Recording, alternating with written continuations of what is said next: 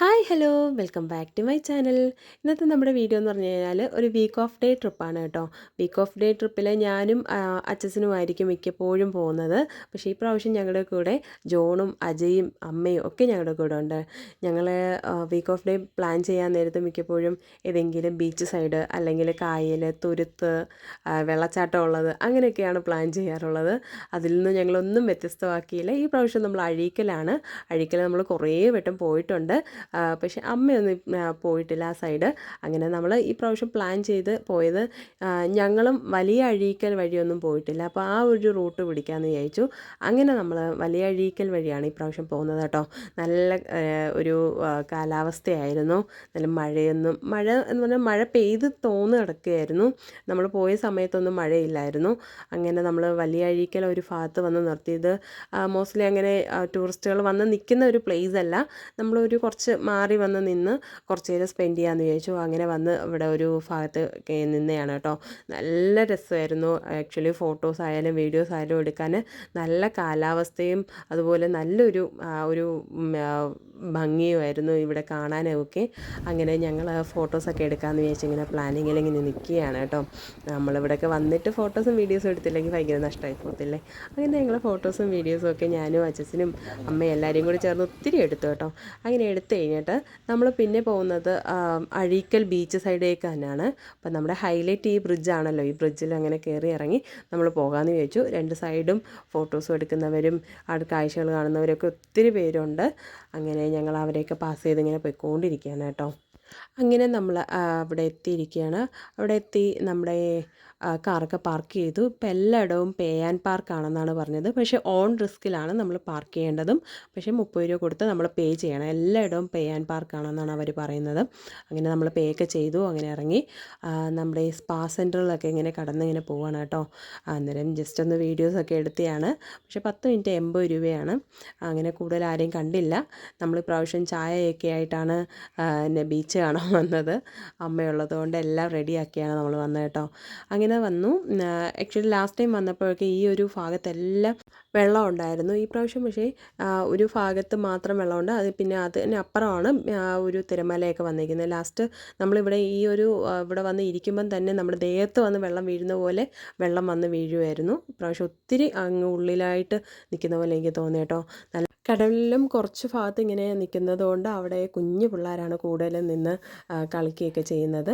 ഇങ്ങനെ പട്ടമൊക്കെ പറത്തി കുതിരപ്പുറത്ത് കയറുന്നവരെയൊക്കെ കണ്ട് ഞങ്ങളിങ്ങനെ ഇരിക്കുകയാണ്.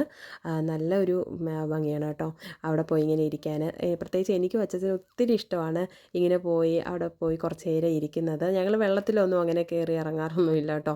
അതൊന്നും വലിയ ഇഷ്ടമല്ല. ബട്ട് അവിടെ പോയി അവിടുത്തെ ആ സൗണ്ടും എല്ലാം കേട്ട് ഇങ്ങനെ ഇരിക്കാൻ ഭയങ്കര ഇഷ്ടമാണ്. അങ്ങനെ അമ്മ ചായയൊക്കെ എടുത്തു. അപ്പം നമ്മൾ ചായ മാത്രം കൊണ്ടുവന്നുള്ളായിരുന്നു. അതിനുള്ള സമയം അമ്മയ്ക്ക് കിട്ടിയുള്ളായിരുന്നു. അല്ലെങ്കിൽ അമ്മ എല്ലാം ഉണ്ടാക്കിയേനെ കേട്ടോ. പക്ഷേ നമ്മൾ ചായ മാത്രം ഉണ്ടാക്കി. നമ്മൾ ഏത്തയ്ക്കാപ്പവും മുളക് ബജ്ജിയും അവിടെ നിന്ന് വാങ്ങിച്ചു. അങ്ങനെ ഞങ്ങൾ നമ്മുടെ സമയം ഇങ്ങനെ സ്പെൻഡ് ചെയ്യായിരുന്നു. ഒരു സൂപ്പർ ഒരു ടൈമായിരുന്നു ഞങ്ങൾക്ക്. പുറത്തുനിന്ന് വാങ്ങിക്കുന്ന ഒരു ചെറിയ ഏത്തപ്പഴമല്ല കേട്ടോ. ഇത് നല്ല വലിയ ഏത്തപ്പഴത്തിൽ വലുതായിട്ട് തന്നെ, പക്ഷെ നല്ല നൈസായിട്ട് ഒരു പഴം മൂന്നായിട്ട് കട്ട് ചെയ്യുമ്പോൾ എങ്ങനെ ഇരിക്കും ആ ഒരു രീതിയിലായിരുന്നു. എനിക്ക് അതാ ഇഷ്ടം കേട്ടോ. അങ്ങനെ ഞങ്ങൾ അതൊക്കെ കഴിച്ച് ഇങ്ങനെ പട്ടമൊക്കെ പറത്തുന്നത് ആരാണ്, ഓരോ പട്ടം ആരുടെ കയ്യിലാണ് ഇരിക്കുന്നത് എന്നൊക്കെ നോക്കി ഇങ്ങനെ ഇരിക്കുകയാണ് കേട്ടോ. നല്ല രസമാണ് ഈ കുഞ്ഞു പിള്ളേർ പട്ടമൊക്കെ പറത്തി കളിക്കുന്നതൊക്കെ കാണാൻ. നല്ല രസമുണ്ടായിരുന്നു. അങ്ങനെ നമ്മൾ പട്ടമൊക്കെ പറത്തുന്നതൊക്കെ കണ്ടിങ്ങനെ ഇരുന്നപ്പോഴാണ് ഒരു ആൻറ്റി പെട്ടെന്ന് വന്നിട്ട് നമ്മളോട് ഒരു ഇത് ചോദിച്ചത്. ആ ആൻറ്റിയുടെ മാർക്കറ്റിംഗ് ആ ഒരു അപ്രോച്ച് എനിക്ക് ഒത്തിരി ഇഷ്ടപ്പെട്ടു.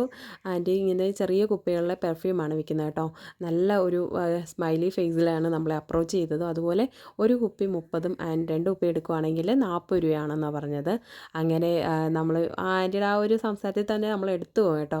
അങ്ങനെ ഞങ്ങൾ 3 കുപ്പി എടുത്തപ്പോൾ എന്നാൽ 3 കുപ്പി 60 രൂപയ്ക്ക് എടുത്തോ എന്ന് പറഞ്ഞിട്ട് ഒരു ഇതാണ്. പക്ഷേ അത് ആക്ച്വലി അവരുടെ ആ ഒരു ഇതാണ്. അത്രയും വാല്യൂ ഉണ്ടോ എന്നറിയില്ല. പക്ഷേ ആ ഒരു അപ്രോച്ചൊക്കെ എനിക്ക് ഒത്തിരി ഇഷ്ടപ്പെട്ടു. ഞാനും മാർക്കറ്റിംഗ് പോലുള്ള ആ ഒരു ഫീൽഡിലുള്ളത് കൊണ്ട് എനിക്കിതുപോലുള്ള അപ്രോച്ചുകളൊക്കെ ഭയങ്കര ഇഷ്ടമാണ് കേട്ടോ. അങ്ങനെ പലതും നമ്മൾ കാണുന്നത് നമ്മുടെ ഡ്യൂട്ടിയിലൊക്കെ അപ്ലൈ ചെയ്യാറുണ്ട്. ചിലതൊക്കെ നമുക്ക് സക്സസ് ആവാറുണ്ട് കേട്ടോ. അപ്പോൾ നമ്മുടെ ഈ ഓരോ യാത്രകളും നമുക്ക് ഓരോ അനുഭവമാണ്.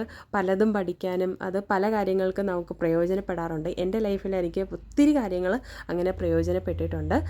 പലപ്പോഴും ഈ യാത്രകളൊക്കെ നമ്മുടെ പല വർക്ക് പ്രഷേഴ്സും അല്ലെങ്കിൽ ആ വർക്കിൻ്റെ നമ്മുടെ വീട്ടിലെ ആയാലും വർക്കിലെ ആയാലും പല ടെൻഷൻസും ഒഴിവാക്കാൻ ഒത്തിരി എന്നെ ഹെൽപ്പ് ചെയ്തിട്ടുണ്ട്. മിക്കപ്പോഴും ആ വീക്ക് ഓഫ് ഞങ്ങൾ പുറത്തോട്ട് പോകുന്നത് തന്നെ അതൊരു റിലീഫ് ആവാനാണ്. പിന്നെ നമ്മൾ തിരിച്ച് നമ്മുടെ ആ ഒരു പ്രോബ്ലത്തിലേക്ക് അല്ലെങ്കിൽ ആ ഒരു പ്രശ്നത്തിലേക്ക് പിന്നെയും തിരിച്ച് വരുമ്പോഴത്തേക്ക് കുറച്ചും കൂടെ നമുക്ക് ഒരു കോൺഫിഡൻസ് കിട്ടുന്ന പോലെ എനിക്ക് ഫീൽ ചെയ്തിട്ടുണ്ട്. ഇപ്പം കുറേ നാൾ ഡ്യൂട്ടി കഴിഞ്ഞിട്ട് നമ്മൾ ഒരു ഔട്ടിങ് പോയിട്ട് പിന്നെയും ഡ്യൂട്ടിയിലേക്ക് വരുമ്പോൾ ഭയങ്കര റിലീഫായിട്ട് തോന്നിയിട്ടുണ്ട് കേട്ടോ എൻ്റെ ലൈഫിൽ. അതുകൊണ്ടൊക്കെയാണ് ഞാൻ മിക്കപ്പോഴും ഒരു 2 മന്ത് വൺസെങ്കിലും ഞങ്ങൾ എവിടെയെങ്കിലും പുറത്ത്, അത് ഒത്തിരി ദൂരത്തൊന്നും പോകാറില്ല.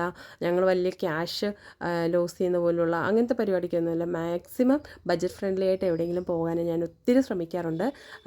അതുപോലെ കട്ടയ്ക്ക് സപ്പോർട്ടാണ് നമ്മുടെ ടോണിച്ചാച്ചനും ഫാമിലി ആയാലും.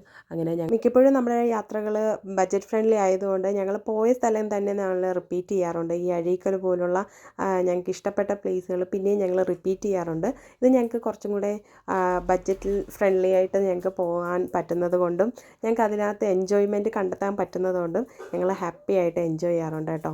അന്നേരം നമ്മൾ മറ്റുള്ളവർക്ക് വേണ്ടി പോകുന്നതിനെക്കാട്ടിലും നമുക്ക് വേണ്ടി പോകുമ്പോൾ നമുക്കത് ഏത് സ്ഥലമായാലും എൻജോയ് ചെയ്യാൻ പറ്റുമെന്ന് എൻ്റെ ഒരു പേഴ്സണലി എനിക്ക് ഒത്തിരി തോന്നിയിട്ടുണ്ട്. അങ്ങനെ നമ്മൾ സൂപ്പറായിട്ടൊരു എൻജോയ് ചെയ്ത ദിവസമായിരുന്നു. പിന്നെ ഞാൻ വീഡിയോ എടുക്കാൻ വേണ്ടി ഞാൻ വീഡിയോ എടുക്കുന്നില്ല. എനിക്ക് വീഡിയോ എടുക്കുന്ന ഹോബിയാണ്. അതുകൊണ്ട് ഞാൻ വീഡിയോസ് എടുക്കാറുണ്ട്, കുറേ വീഡിയോസ് എടുക്കാറുണ്ട്, ഫോട്ടോസ് എടുക്കാറുണ്ട്. പക്ഷെ അത് ഞാൻ എല്ലാം FBയിലോ അല്ലെങ്കിൽ യൂട്യൂബിലോ ഇടാറില്ല. അത് എന്താണെന്നറിയില്ല. ഇഷ്ടപ്പെട്ടത് ഞാൻ ഷെയർ ചെയ്യാൻ ആഗ്രഹിക്കാറുണ്ട്. അങ്ങനെ നമ്മൾ എല്ലായിടവും കണ്ടിട്ട് നമുക്ക് ലാസ്റ്റ് ജോണെ കോളേജിൽ കൊണ്ടാക്കാൻ ഉണ്ടായിരുന്നു. അങ്ങനെ ജോണെ കോളേജിൽ കൊണ്ടാക്കി ഒരു 7-8 മണിയൊക്കെ ആയപ്പോഴത്തേക്ക് നമ്മൾ തിരിച്ച് നമ്മുടെ വീട്ടിലേക്ക് വന്നു. അപ്പോൾ ഒരു അടിപൊളി വീക്ക് ഓഫ് ഡേ ആയിരുന്നു. നന്നായിട്ട് എൻജോയ് ചെയ്തു. അപ്പോൾ നിങ്ങൾക്ക് ഇഷ്ടപ്പെട്ടെങ്കിൽ ലൈക്ക് ചെയ്യുക, ഷെയർ ചെയ്യുക, സബ്സ്ക്രൈബ് ചെയ്യുക. ബൈ.